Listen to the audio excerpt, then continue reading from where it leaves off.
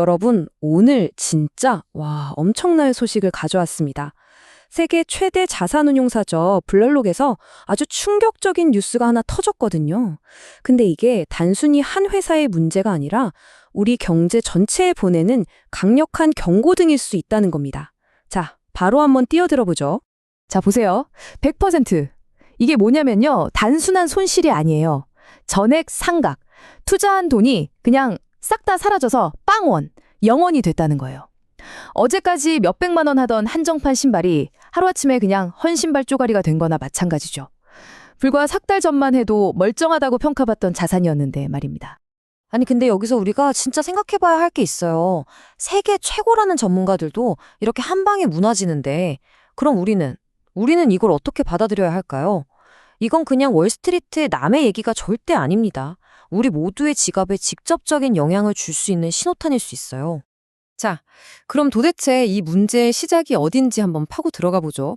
바로 사모대출이라는 시장인데요. 이게 좀 그림자 속에서 움직이는 녀석이거든요.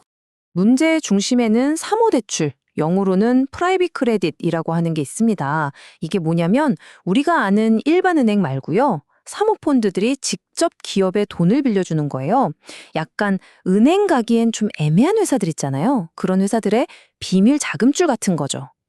문제는 이게 다 비공개로 이루어지다 보니까 밖에서는 무슨 일이 벌어지는지 알 수가 없다는 겁니다.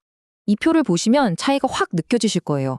왼쪽은 우리가 아는 주식, 가격이 실시간으로 막 오르락내리락 하고 모든 게 투명하잖아요. 근데 오른쪽, 이 사모대출은 완전히 딴 세상이에요. 가치평가는 1년에 한두 번 할까 말까 하고 모든 게 불투명하고 한 번 돈 넣으면 빼기도 힘들죠. 바로 이 평가 시차 때문에 무서운 착시가 일어나는 겁니다. 회사는 망해가고 있는데 서류상으로는 여전히 가치가 100%인 것처럼 보이는 거죠. 이게 진짜 무서운 점이에요. 가치평가의 함정이라고 할 수 있죠. 문제가 고마 터지기 직전까지는 아무도 몰라요. 멀쩡해 보이니까. 그러다가 갑자기 뻥 하고 터지면서 하루아침에 100% 손실로 바뀌는 겁니다. 이건 뭐 시한폭탄 돌리기나 다름없죠. 자, 그런데 이게 그냥 금융시장만의 얘기일까요?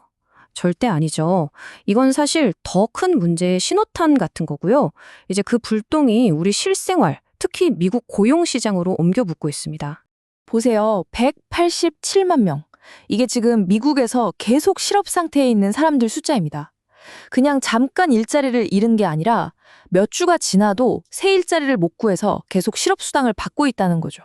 이게 올해 들어 최고치예요. 일자리 구하기가 하늘의 별 따기를 두고 있다는 아주 명백한 신호입니다. 와, 이건 더 충격적입니다. 마이너스 63%. 이게 뭐냐면요. 기업들이 사람을 뽑겠다는 계획이 작년보다 63%나 줄었다는 거예요. 거의 반토막 이상이 날아간 거죠. 기업들이 아예 채용문을 쾅 닫아버리고 있다는 뜻입니다. 자, 그럼 이런 생각 드실 거예요. 아이고, 이거 다 AI 때문에 내 일자리가 없어지는 거 아니야? 요즘 맨날 나오는 얘기잖아요. 그런데 진짜 그럴까요? 이 데이터를 한번 보세요. 재밌습니다. 기업들이 채용을 줄이는 이유를 물어봤더니 AI 때문이라는 응답은 고작 10%였어요. 그럼 나머지 90%는 뭐냐? 바로 경제 펀더멘털, 그러니까 경제 기초 체력이 약해졌기 때문이라는 거죠. AI는 사실 좋은 핑곗거리였을 뿐일지도 모릅니다. 그러니까 진짜 범인은 따로 있었던 겁니다. 사람들이 지갑을 닫고 기업들은 비싼 이자 내기도 벅찬 상황. 바로 이게 채용 시장을 꽁꽁 얼어붙게 만든 진짜 이유였던 거죠. 자, 이제 마지막 퍼즐 조각입니다. 경기 침체가 오고 있다는 가장 강력하고 어쩌면 가장 무서운 신호. 바로 생산성 지표를 한번 보겠습니다. 생산성이 떨어진다. 이게 말이 좀 어려운데요. 쉽게 말해서 기업들이 물건을 맘들어 받자 사람들이 안 사니까 아예 생산 라인을 멈추거나 줄인다는 뜻이에요. 경제 전체의 활력이 뚝 떨어지고 있다는 거죠. 이건 정말 심각한 적신호입니다. 그리고 과거 데이터를 보면요. 진짜 소름 돋는 패턴이 하나 있어요. 거의 공식 같아요. 1단계, 생산성이 먼저 뚝 떨어집니다. 그러고 나면 마치 약속이나 한 것처럼 2단계, 실업률이 하늘로 치솟아요. 이 순서는 지난 수십 년간 단 한 번도 틀린 적이 거의 없었습니다. 네, 이건 그냥 우연이 아닙니다. 역사가 우리에게 계속해서 보여주는 하나의 경제 법칙 같은 거예요. 생산성이 꺾이면 경기 침체가 온다. 이건 거의 과학에 가깝습니다. 자, 그럼 이 모든 신호들이 우리 같은 보통 사람, 보통 투자자에게는 대체 뭘 의미하는 걸까요? 이제 가장 중요한 결론으로 가보겠습니다. 결론부터 말씀드리면 지금은 막 오르는 주식 쫓아가면서 공격적으로 투자할 때가 절대 아닙니다. 오히려 가진 돈을 어떻게 지킬까 수비에 집중해야 할 때라는 거죠. 지금 시장 분위기가 좋다고 방심하면 정말 큰일 날 수 있습니다. 그럼 방어 자산이 뭘까요? 예를 들면 이런 것들이죠. 경기가 아무리 안 좋아도 우리가 전기, 가스는 써야 하잖아요. 이런 유틸리티 기업들. 또 샴푸나 라면 같은 생필품은 계속 사야 하죠.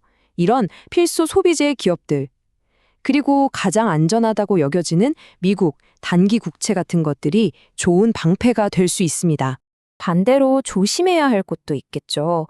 이번 사모대출 문제가 만약 더 커진다면 은행들이 가장 먼저 위험해질 수 있고요. 그동안 시장을 이끌었던 화려한 고성장 기술주들, 이런 곳들은 경기가 꺾이면 가장 크게 휘청거릴 수 있으니 정말 조심해야 합니다. 자, 블랙록의 100% 손실에서 시작해서 꽁꽁 얼어붙는 고용시장, 그리고 역사적으로 증명된 생산성 지표까지 데이터가 지금 우리에게 보내는 경고 신호는 정말 명확합니다. 오늘 제가 설명해드린 이 흐름을 보시고 여러분의 소중한 자산, 여러분의 포트폴리오는 과연 다가올 폭풍을 견뎌낼 준비가 되어 있는지 꼭 한번 진지하게 점검해 보셨으면 좋겠습니다.